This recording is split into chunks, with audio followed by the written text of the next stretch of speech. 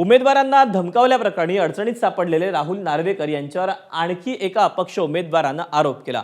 उमेदवारी मागे घेण्यासाठी राहुल नार्वेकरांनी धमकावल्याचा आरोप अपक्ष उमेदवार तेजल पवार यांनी केला। तसंच माघार घेण्यासाठी पैशांची ऑफर दिल्याचा आरोपही त्यांनी केला। दरम्यान तेजल पवारांचे आरोप राहुल नार्वेकरांनी फेटाळले।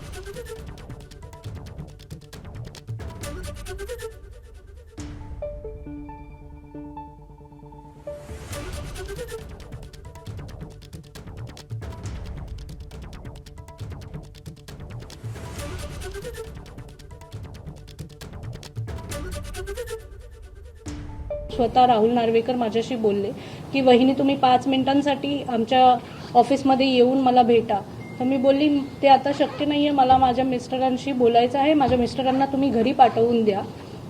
त्यांनी मिस्टरांना घरी पाठवलं, पण त्यांच्यासोबत त्यांचे PAही आले आमच्या घरी आणि ते PA मला समजवत होते की तुम्ही फॉर्म मागे घ्या, तुम्हाला चांगली ऑफर आहे, ही अपॉर्च्युनिटी चांगली आहे, तुम्ही कधी एवढे पैसे कमवणार, 1-2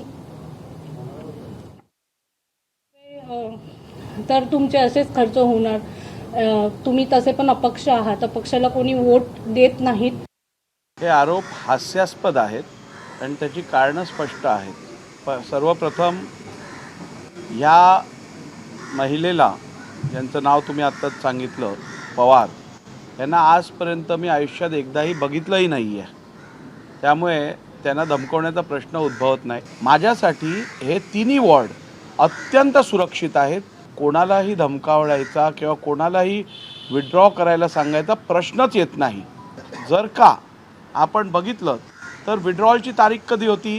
विड्रॉलची तारीख मला वाटतं 2 तारीख होती। आजची तारीख काय आहे? 7 तारीख। मग 5 दिवस काय प्लॅनिंगमध्ये गेले का? ABP माझा, उघडा डोळे बघा नीट।